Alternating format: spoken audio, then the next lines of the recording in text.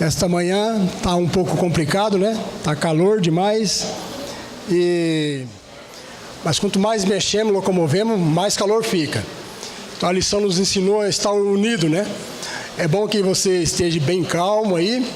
Assim nós concentramos um pouco mais na mensagem, né? Esta manhã nós temos também conosco aqui o privilégio, essa igreja que tem sido uma bênção, tem surgido muito pastor dessa igreja aqui, né? Então, graças a Deus por isso. Eles nos retribuem quando eles vêm em viagem, nos auxiliando, ajudando aqui, trazendo uma palavra de conforto e de encorajamento. Eu daqui estou vendo o nosso querido irmão, o pastor Alain, se encontra lá atrás. Sábado ele estará fazendo aqui também, realizando a Santa Ceia, trazendo o sermão. Mas hoje, nesta manhã, nós temos aqui também o irmão Rafael, ainda não é pastor, mas está a caminho, né? Conhecido da igreja, mas como tem alguns membros novos, ele está aqui, vindo lá do Belém do Pará. Não sei porque você está banando, porque lá é quente, né? E vem de lá do Belém do Pará e está aqui conosco. A Inês deve estar com um sorriso alegre aí, né? E não só a Inês, mas todos nós que somos muito amigos dele. E que Deus o abençoe, Rafael, nessa jornada sua. Que o Senhor o use neste momento e que possamos abrir o coração a Deus em espírito de oração para que o Espírito Santo possa trabalhar em nossa vida.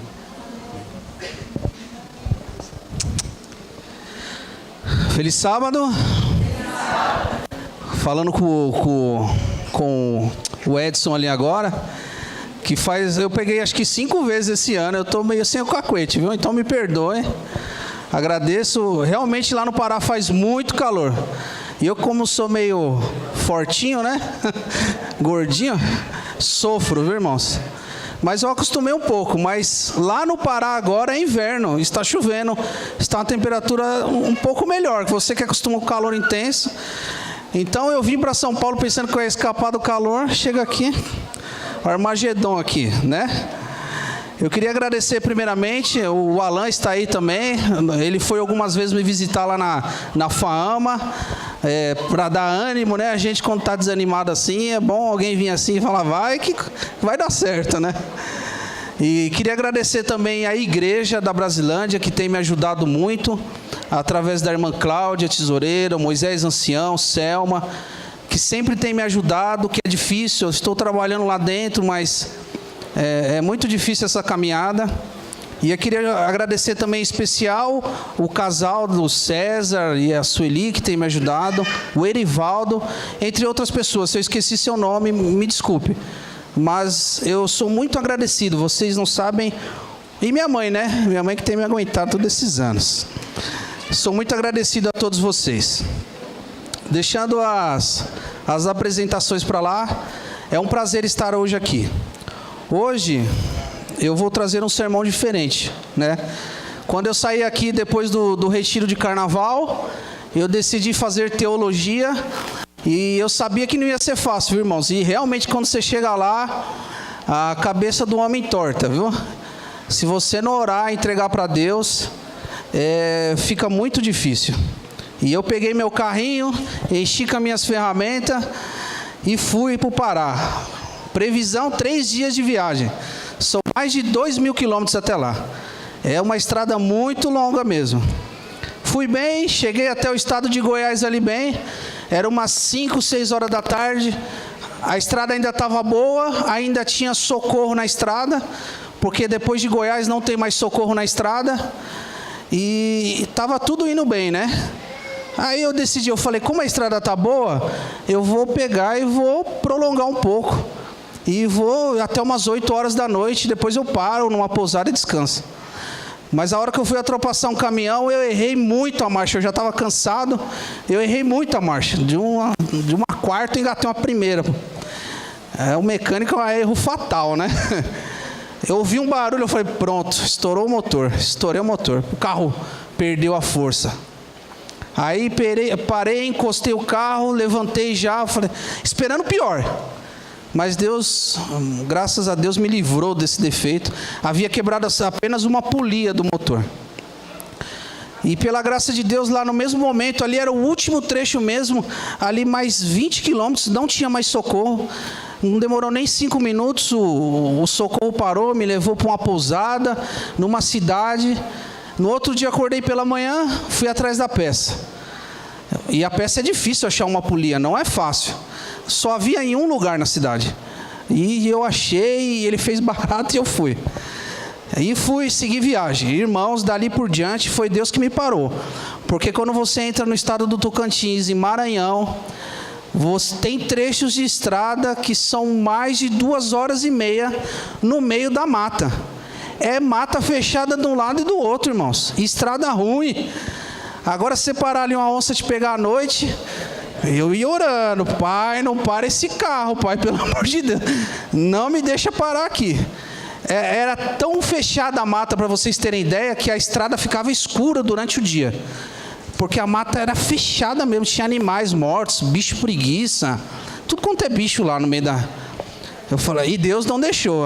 Ali o homem se apegou a Deus mesmo. Eu falei, Pai, se esse carro parar, eu tô abençoado. Mas pela graça de Deus, o carro quebrou mais uma vez, porque quando eu cheguei no estado do Maranhão, eu me atrasei 2 vezes para parar para consertar o carro. No estado do Maranhão, algumas lombadas não são sinalizadas, algumas não, todas. Você chega, está na estrada 120 por hora, 140, aparece uma lombada de repente e não tem como frear. O carro carregado, estourou escapamento, estourou umas coisas. Mas eu acertei o carro e cheguei lá na fama, amém? Estou aqui, para contar a história. Agora, irmãos, durante o ano, nós entramos num ciclo de muito estudo. E o perigo da teologia, muitas vezes, é que você começa a estudar a Bíblia e você esquece de ter comunhão com Deus. Você esquece que Deus está cuidando de você. Você acaba fazendo as coisas um pouco desleixadas. E nesse último tempo, um amigo meu estava indo embora agora para as férias, e ele pediu que eu levasse ele de madrugada na rodoviária, e eu deixei ele lá pela madrugada. E quando eu voltei, fiz a curva, despedi dele, eu desci do carro para abrir o porta-mala, pegar as coisas dele. Quando eu entrei no carro e fui embora para casa, conversando com um amigo e tal, passou 1 quilômetro, veio na minha cabeça, passei a mão assim, cadê minha carteira? Eu tinha tirado a carteira um pouco antes para colocar gasolina e coloquei no meu colo. E quando eu desci do carro, a carteira caiu. Eu falei, nossa, ainda bem que não tem dinheiro, que teologando não tem dinheiro, mas tem os documentos. Eu falei, rapaz, eu tô perdido, e agora que eu vou fazer esses documentos aqui? E orei a Deus, falei, meu Pai, me ajuda, Pai. Uma coisa simples, irmãos. Às vezes nós nos pegamos no dia a dia e uma coisa simples. Deus podia não ter me avisado. A 50 quilômetros da Faama, Ele podia ter avisado lá, eu ia entrar em desespero. Mas Deus me avisou ali, eu senti que foi o anjo de Deus que me avisou. Aí eu orei e falei, Deus, me ajuda a recuperar pelo menos os documentos.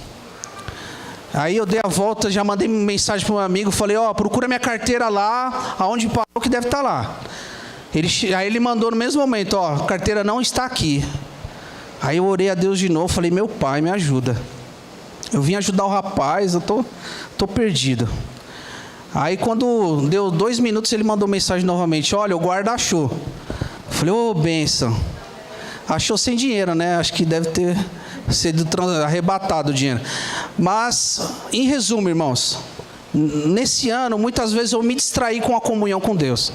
Muitas vezes eu esqueci um pouco de Deus, mesmo estudando sobre Deus, estudando sobre a Bíblia, e muitas vezes acontece isso com a gente.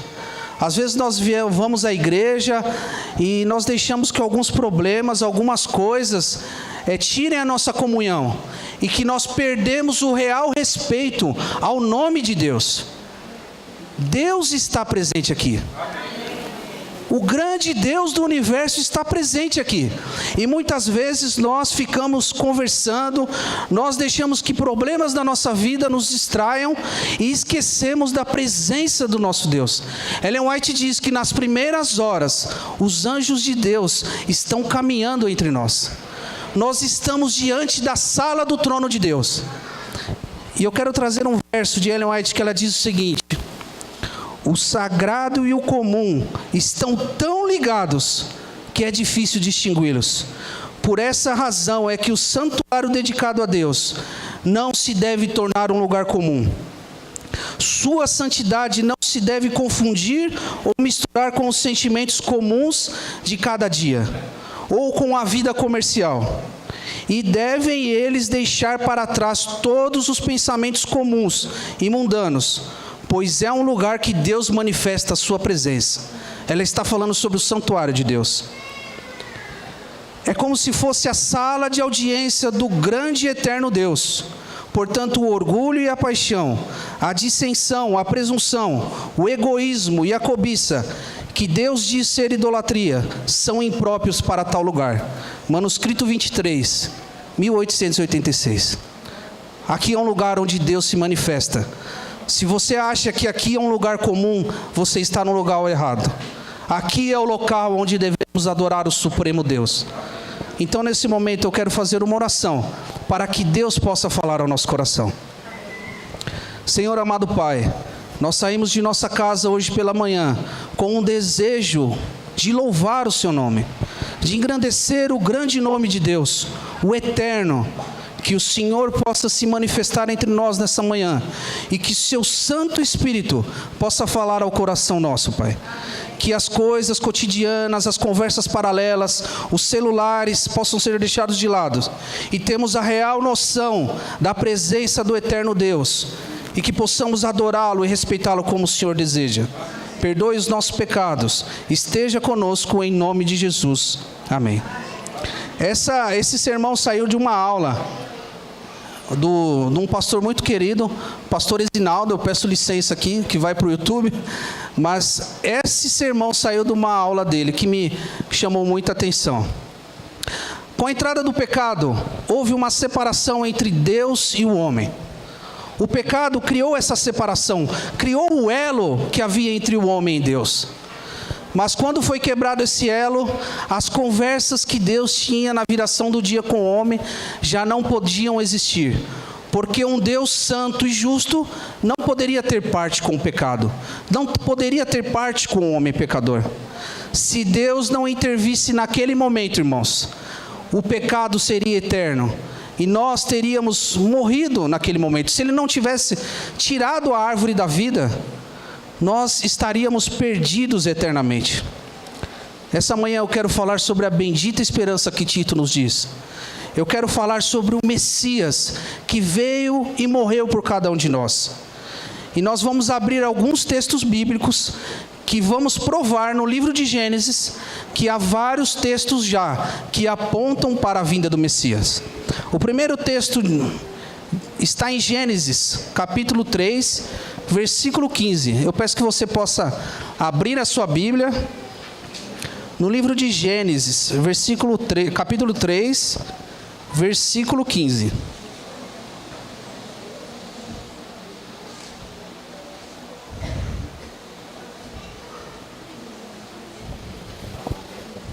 Amém?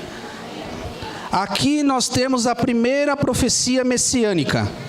Aqui nós temos a primeira vez. Engraçado que quando o homem pecou, ele comeu do fruto junto com a mulher. Aí ele falou: Deus, foi a mulher que você me deu, né? Aí o ser humano tem essa mania, né, irmãos? Um colocar a culpa no outro. A mulher disse o quê? É a serpente. E o que Deus disse? O que Deus disse, irmãos? Deus não disse nada. Há um ditado popular aí hoje que diz que quem cala, consente. Deus ficou em silêncio, porque Deus assumiu a culpa do homem caído. E aqui ele diz a primeira profecia messiânica: e porém inimizade entre ti e a mulher, entre a tua semente e a sua semente. Esta te ferirá a cabeça, e tu lhe ferirás o calcanhar. Sabe o que Deus estava falando para Satanás naquele momento? Ó, Satanás, olha aqui, ó. Você vai me fazer um machucadinho aqui no calcanhar, mas eu vou pisar na sua cabeça, viu? Eu vou pisar na cabeça sua. Sabe por quê? Porque você mexeu com o filho meu. Ali a promessa messiânica que Deus fez, Ele disse que Jesus viria morrer por mim e por você. Sabe, irmãos, Adão, quando pecou, ele não imaginou a dimensão que o pecado dele causaria. Ele não imaginou o que causaria ao homem. Quando ele viu a primeira folha caindo, começou a sentir frio e vários sentimentos pecaminosos. Sabe, Adão viu a real dimensão, o que o erro dele e de Eva tinham causado. O livro Patriarcas e Profetas diz que a Adão foi pedido que matasse o primeiro cordeiro. Adão pecou junto com Eva. E ele e Eva, a ele foi pedido que matasse o primeiro cordeiro. Adão sentiu ali a consequência que o pecado dele trouxe. Ao trazer à morte aquele cordeiro, talvez tenha sido o primeiro animal que tivesse morrido no Éden. E Adão ali teve que imolar o cordeiro. E ele sentiu o que o erro dele causou à humanidade caída. Sabe, meus irmãos, muitas vezes nós erramos. E quando nós erramos, nós temos a esperança que tudo novamente vai dar certo. E Adão e Eva, naquele momento, eles começaram a esperar o Messias. Pois Deus tinha feito a promessa, porém inimizade entre ti e a mulher, e disse que o Messias viria para morrer no lugar deles. Você já esperou alguém? Você já ficou esperando alguém que nunca chegou? Eu, por algumas vezes, esperei pessoas que nunca chegaram. Ali do outro lado da rua, tinha um prédio, e naquele prédio, o homem que construiu aquele prédio, ele fez um lugar onde nós ficávamos sentados. Muitas vezes, no domingo de manhã, eu sentava naquela marquise, junto com meus amigos, e ficava esperando o diretor de clube chegar, e ele nunca chegava. Que sensação ruim. Você que está assumindo um cargo aí em 2019, tenha compromisso com as coisas de Deus. Não marque coisa com os jovens e não venha. Não marque coisas com as crianças e não venha. Não faça promessas que você não possa cumprir. Sabe, Adão e Eva realmente acreditavam que Jesus viria em sua geração. E quando eles tiveram um filho, abram aí Gênesis 4:1, eles tiveram um filho, e aqui diz o seguinte, coabitou o homem com Eva, sua mulher, e esta concebeu e deu à luz a Caim. Então disse, adquiri um varão com auxílio do Senhor. Reparem bem na sua Bíblia, como está escrito Senhor aí? Em caixa alta, né? O pastor falou assim, não leve hebraico para a igreja, não complique as coisas. Mas eu trouxe o hebraico aqui para explicar por que Adão e Eva já aguardavam o Messias. Aqui está um texto hebraico. A gente aprendeu um pouco de hebraico, irmãos, eu não sou nem especialista. Isso aí foi tudo com estudos de outras pessoas. Mas o texto hebraico, ele se lê ao contrário. Essa aqui que está esse texto que está aqui, adquirir um varão, o Senhor. Então, o texto bíblico se lê ao contrário. Aqui tem duas palavras que eu quero ressaltar essa manhã.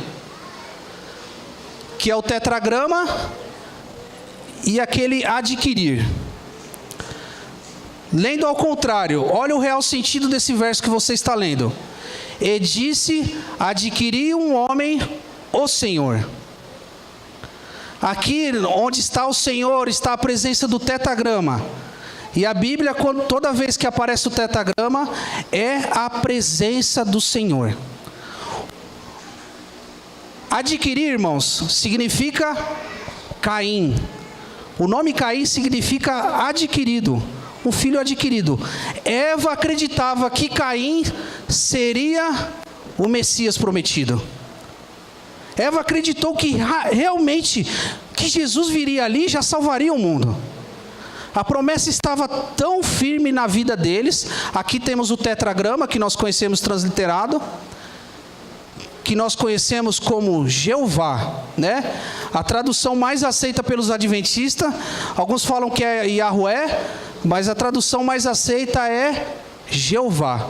Toda vez que aparece no texto bíblico essas 4 letras, eles dizem que é um nome impronunciável. Por que é um nome impronunciável? Alguns dizem que é um nome impronunciável por quê? Porque só tem consoantes.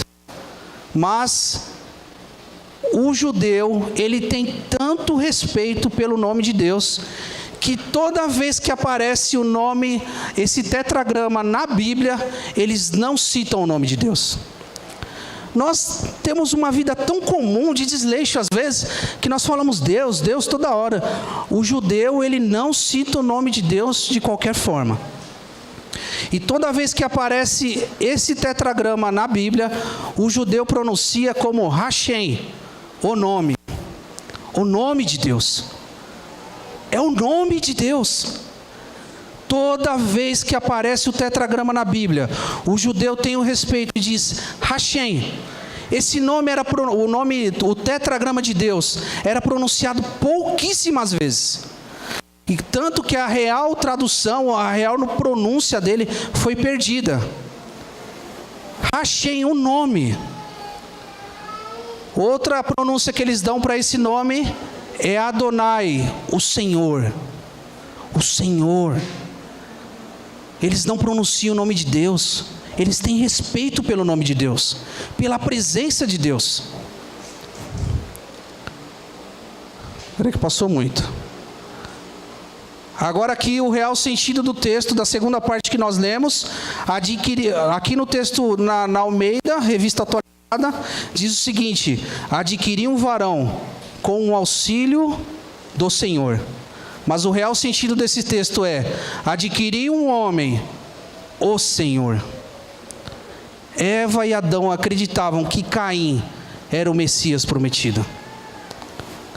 Muitos textos bíblicos, o hebraico é bom para isso, para nós termos a real noção do que o texto está falando. Adão e Eva acreditavam que através dos seus filhos viria o Messias prometido. Esse verbo Yahvé, Jeová, ele pode ser também traduzido como eu sou o que sou. Como Deus se manifestou a Moisés? Diga quem eu sou? Eu sou. Pode ser eu sou, ou serei o que serei. Ou posso tornar-me o que quiser ser. Esse nome de Deus merece respeito, irmãos. E por muitas vezes, nós caímos no cotidiano e perdemos o real respeito pelo nome de Deus. Sabe, quando Caim matou Abel, Adão e Eva não perderam a esperança. E por muitas vezes aqui sentados na igreja, nós perdemos a esperança de que Cristo vai voltar. Sabe, Adão e Eva, mesmo com a morte, quando Caim matou Abel, eles não perderam a esperança de que através da descendência deles viria o Messias. E no capítulo de Gênesis 4, versículo 1, aqui nós temos novamente a promessa do Messias. Não, desculpa, o 4:1 já foi, né? Os descendentes de Caim, espera um pouco. Eu perdi o texto, irmãos. Estou falando para vocês, eu estou sem o cacuete, viu? 4:17. Aqui, não, desculpa, irmãos. Gênesis 4, versículo 25. Tornou Adão a coabitar com sua mulher, e lhe deu à luz a um filho, a quem pôs o nome de Sete, porque disse a ele: Deus me concebeu outro descendente. Abel havia morrido, mas Adão e Eva acreditavam que Deus havia dado o Messias novamente na vida deles. Sabe, irmãos, muitas vezes na igreja, nós acabamos esquecendo o real respeito por Deus. Levamos a nossa vida e deixamos o vento nos levar, assim como diz um cantor aí do mundo, né? Nós viemos à igreja e acreditamos que aqui é um clube onde encontramos aqueles nossos amigos. Realmente, a igreja também serve para isso, para nós encontrarmos, termos os nossos amigos, mas nós vamos ao templo de Deus para adorar o nome de Jeová. Sabe, eu e você muitas vezes perdemos o respeito a este nome, o respeito a essa casa. A Bíblia no Torá, no Velho Testamento, tem vários versículos que apontam a vinda do Messias. Essa manhã eu não vou me prolongar muito. Eu quero abrir no último texto dessa noite. No livro de Isaías, 63, versículo 1 ao 6. Que conta a história do Getsemane. O livro de Isaías, capítulo 63,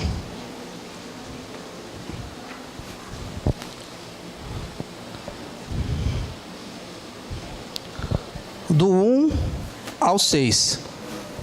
Amém? Todos acharam? Aqui diz o seguinte: quem é este que vem de Edom, de Borzá, com vestes de vivas cores, que é glorioso em sua vestidura, que marcha na plenitude de sua força? Sou eu que falo em justiça, poderoso para salvar. Por que está de vermelho o traje? E as tuas vestes como a daquele que pisa as uvas no lagar? Agora prestem atenção nessa parte. O lagar eu o pisei sozinho, e dos povos nenhum homem se achava comigo. Pisei as uvas na minha ira, no meu furor, as esmaguei, e o seu sangue me salpicou as vestes, e me manchou o traje todo. Porque o dia da vingança que estava no coração, e no ano dos meus redimidos é chegado. Olhei e não havia quem me ajudasse, e me admirei de não haver ninguém que me sustivesse, pelo que o meu próprio braço me trouxe a salvação, e o meu furor me susteve. Na minha ira pisei os povos, e no meu furor embriaguei, derramando a terra o seu sangue. O livro de Isaías nos traz o grande sacrifício de Cristo nos momentos do Getsemane. Agora eu quero ler um trecho para vocês de Ellen White. Nós vamos terminar aqui. Mas agora, realmente, eu peço que você pare de pensar tudo o que está te atrapalhando. Eu peço que você preste atenção nos detalhes em que Ellen White narra os momentos do Getsemane, de sofrimento que Jesus passou. Aqui diz o seguinte: a vida do Salvador na terra foi uma vida de dedicada oração. Ele passou muitas horas a sós com Deus, e com frequência as suas preces sinceras subiam ao trono celeste, buscando sabedoria e força de quem necessitava para sustê-lo em sua obra e para guardá-lo de cair nas tentações de Satanás. Depois de haver comido a Páscoa com os seus discípulos, Jesus foi com eles ao jardim do Getsemane, onde costumava orar. À medida que caminhava, conversava com eles e os ensinava. Mas quando se aproximaram do jardim, tornou-se estranhamente silencioso. Durante toda a sua vida, Jesus estivera em comunhão com o Pai. O Espírito de Deus havia sido seu guia e apoio constantes.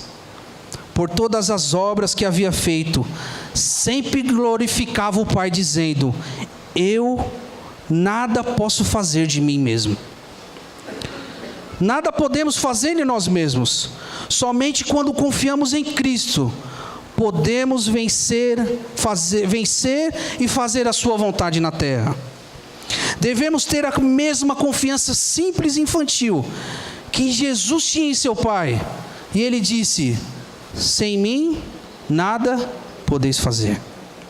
A terrível noite de agonia para o Salvador começou quando se aproximou do jardim.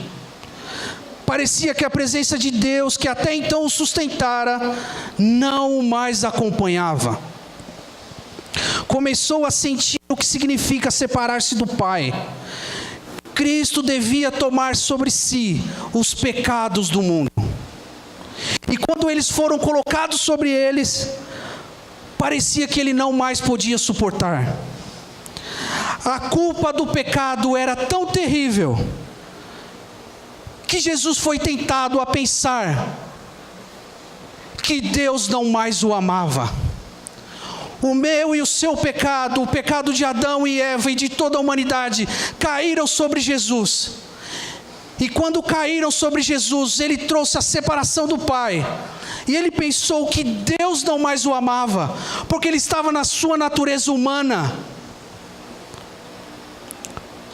Quando sentiu a enorme aversão de Deus ao pecado, deixou escapar essas palavras: a minha alma está triste, profundamente triste até a morte.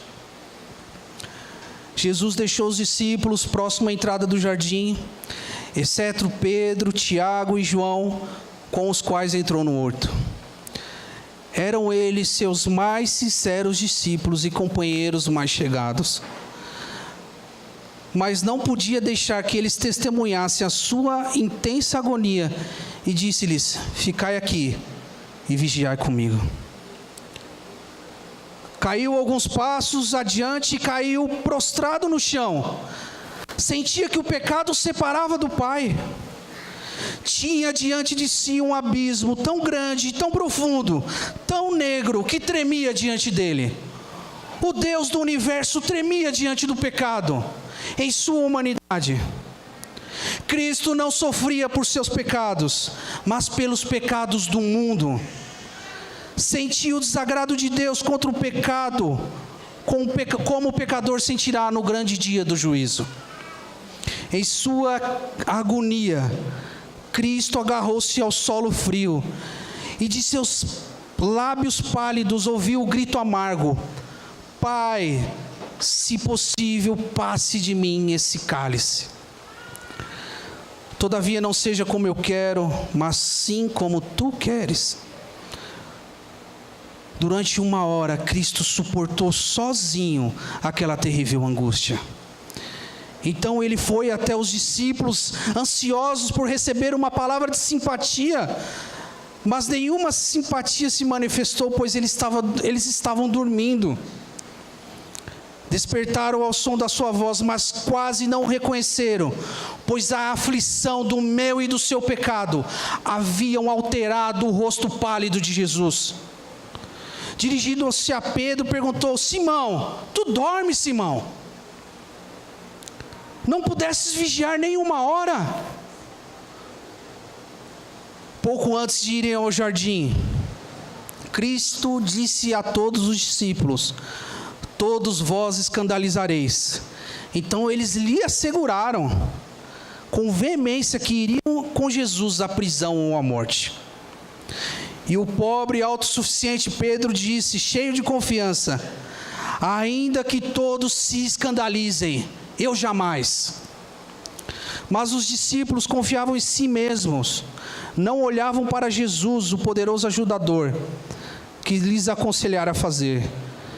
E quando ele se encontrava na hora de maior necessidade de uma simpatia e oração, eles dormiam, e até Pedro dormia. E João, o discípulo amado que costumava se reclinar ao peito de Jesus, também dormia.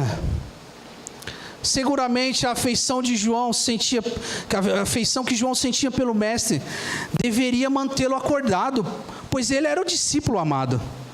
Suas orações mais fervorosas deveriam ter se unido às do Mestre naquele momento de extrema aflição. O Redentor passara noites inteiras orando pelos seus discípulos, para que sua fé não vacilasse na hora da provação. Mas eles não puderam vigiar nem um momento, nem 1 hora sequer com o Mestre. Se Jesus agora tivesse perguntado a Tiago e João: podeis beber o cálice que eu bebo e receber o batismo que eu sou batizado? Eles não teriam respondido tão prontamente: sim, podemos. A oração do Salvador o encheu de compaixão e simpatia diante dos seus discípulos. Temia que eles não suportassem a prova que o seu sentimento e morte lhe traria. Se os discípulos tivessem a noção, naquele momento, que toda a hoste satânica circundava Jesus, eles não teriam dormido. Em uma das minhas viagens no mundo, nós fomos à praia uma vez, estávamos numa festa à noite, churrasco, bebidas, todos alegres. De repente chegou um jovem de fora e falou assim: vocês não bebem tanto não, vocês só têm fama, eu bebo mais. E ele olhou para uma garrafa de tequila, que estava por mais da metade, e falou: eu bebo essa garrafa sozinho. E na brincadeira todos, duvido. E aquele rapaz virou aquela garrafa de tequila inteira, goela abaixo. Passado algumas horas, aquele rapaz começou a manifestar Satanás no corpo dele. As pessoas brincavam e riam, mas ele estava manifestado. E brincavam com ele, zoavam. As pessoas do mundo não estão nem aí. Irmão, foi uma das noites mais terríveis que eu passei aquela noite. Tinha muita gente lá, mas aquele rapaz ficou em uma sala grande conosco, dormindo. Ele estava num colchão ao lado, e a noite inteira ele manifestava o Satanás. Agora pensa, quem vai dormir, né? Eu estava tenso já pela noite, e agora à madrugada eu não consegui dormir. Quando foi 6 horas da manhã, o Satanás saiu do corpo dele. Ele vomitou de lado e saiu todo envergonhado para dentro da sala. Se os discípulos tivessem a real noção de que eu tive aquele dia, que Satanás e toda a sua hoste estava em volta de Cristo, tentando acabar com o plano da redenção, eles não teriam dormido, eles estariam vigilantes, porque pediriam força do céu por Cristo, para que Cristo pudesse suportar aquela dor de todos os nossos pecados, que estavam caindo nele no Getsêmani. Ele, entretanto, não reprovou por causa das suas fraquezas. Pensou nas provas que teriam diante de si e disse: vigiais. Vigiai, irmão. Você não anda orando a Deus? Vigia, meu irmão. Vigiai e orai para que não entreis em tentação. Com bondade desculpou-lhes a falta cometida para com ele, dizendo: o espírito na verdade está pronto, mas a carne é fraca. Que exemplo de ternura e piedoso amor o Salvador nos deu. Outra vez uma angústia insuportável apossou-se dele. Exausto e no limite de suas forças, cambaleou de volta ao local onde havia orado e suplicou ao céu: meu Pai, se é possível passar de mim esse cálice, sem que eu beba, faça-se a tua vontade. A agonia provocada por essa oração fez com que gotas de sangue fluíssem de seus poros. Outra vez buscou os seus discípulos, desejando encontrar conforto e simpatia. Novamente os achou dormindo. A presença do Mestre despertou, e quando olharam seu rosto, sentiram medo, pois viram nele manchas de sangue. Não compreendiam a extensão da angústia mental que sua face expressara. Pela terceira vez buscou o lugar de oração. Terror e trevas profundas invadiram a alma, pois não sentiu a presença do seu Pai. Pela terceira vez ele repete a mesma oração. E os anjos anseiam para vir em socorro, mas não lhe é permitido. O Filho de Deus deve beber essa taça, ou o mundo perder-se-á para sempre. Ele vê a fraqueza do homem e o poder do pecado, o sofrimento de um mundo condenado, descortina-se a sua mente. E aqui um ponto importante. Então Cristo toma a decisão definitiva. Cristo decide ali no Getsêmani: eu salvarei um homem a qualquer custa. Ele deixou as cortes celestiais, onde tudo era pureza, felicidade e glória, para salvar a única ovelha que se perdera. O único dentre os homens caídos, o mundo dos caídos que caíra em pecado, não abandonaria o seu propósito. Sua prece agora transmite submissão. A divindade sofre. O Salvador cai desfalecido ao solo, e nenhum discípulo encontra-se ali com ele. No verso de Isaías nós vemos que ele pisou o lagar sozinho, e ele olhava para o lado e não encontrava ninguém que o ajudasse. Mas Deus sofre com seu filho. Anjos contemplam-lhe a agonia e no céu faz-se completo silêncio. Não se ouve o som de uma harpa. Pudessem os homens perceber o espanto dos anjos celestes, ao contemplaram com mudo pesar o Pai retirando-se do seu amado Filho os raios de glória, de luz e amor e glória. Então compreenderiam melhor quão ofensível é o pecado à vista de Deus. Se eu e você tivéssemos a real noção do que o pecado fez com Cristo. O pecado fez uma separação entre Deus e o homem, e Jesus disse que morreria por cada um de nós. Mas quando Ele carregou os seus pecados, os meus e os seus, sobre si, Deus não poderia ter mais parte com Ele. A luz de Deus foi vagarosamente sendo tirado, porque Deus não tem parte com o pecado. E Ellen White diz aqui, que se eu e você pudéssemos ver o espanto com que os outros mundos viram Cristo, e os anjos esperavam, nós não pecaríamos mais, e nós teríamos a real noção do que o nosso pecado causou ao nosso Salvador. Um poderoso anjo desce do céu. Aquele anjo que substituiu Lúcifer lá no céu, Gabriel, Deus dá a ordem, vá lá e ajude meu filho. Agora imaginem a cena, Gabriel desce, se ajoelha, pega a cabeça do seu Salvador, do Rei do Universo, agonizante, pálido, sangue em seu rosto, e o alivia a sua dor. Que privilégio de Gabriel. Toda a hoste celestial queria vir em socorro do seu Salvador, mas não lhe foi permitido. A natureza que viu o seu Criador, o Bereshit, o início, o princípio, a natureza que viu o seu Salvador ali agonizando pelos pecados na cruz, as palmeiras, as árvores, a natureza se curvavam, como se quisessem se esconder do tamanho sofrimento de Cristo. Ele ergue a cabeça do divino sofredor, aponta para o céu e diz que ele havia vencido Satanás. E como resultado, milhões estariam com ele e o seu reino de glória. O rosto manchado de sangue do Salvador reflete a glória do Pai Celestial.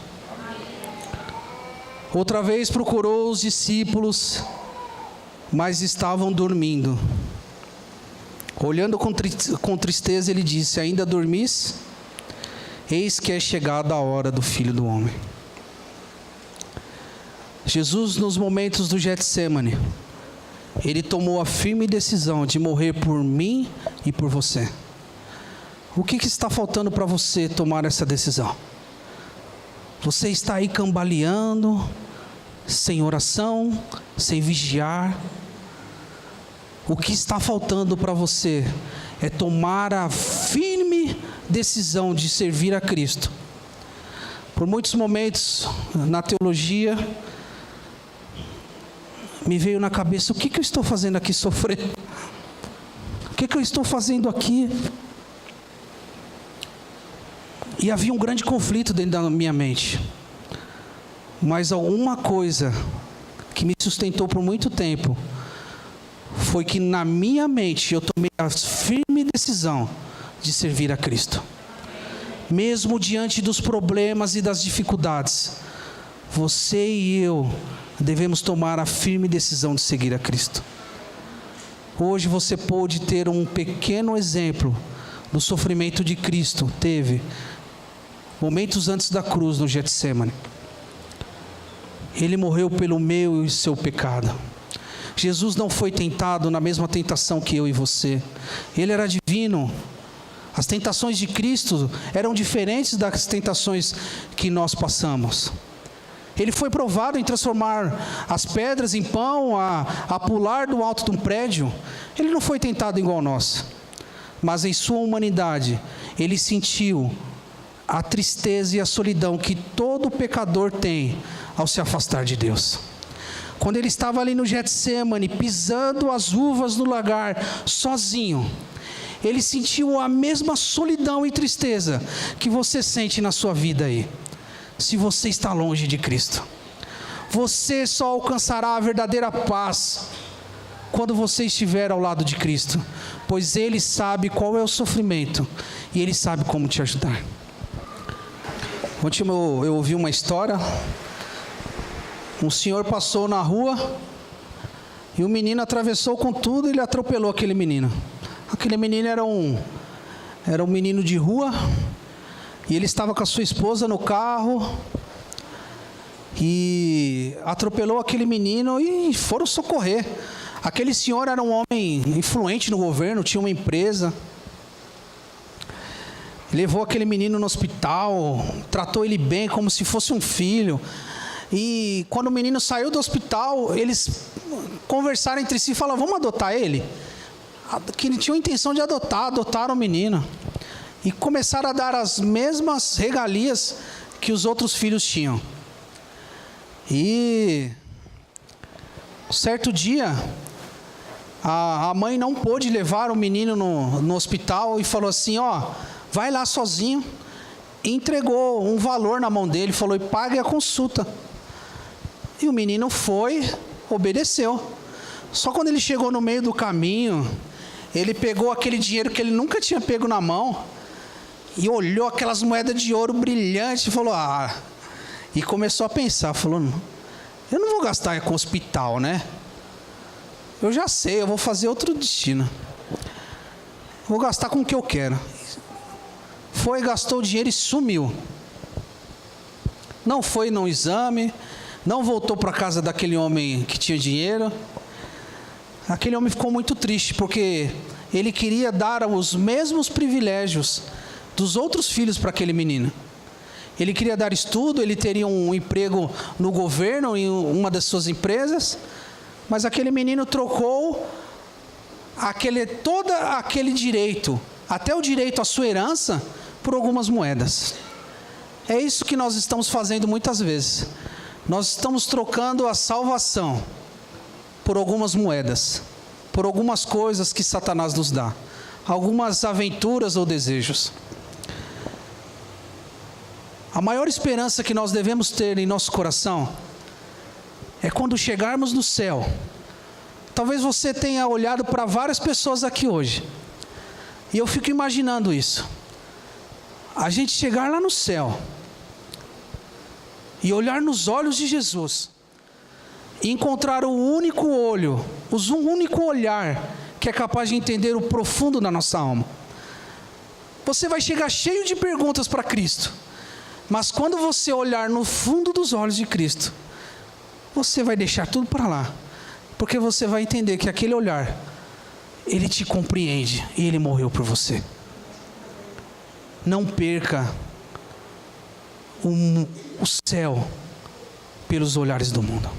Vamos orar.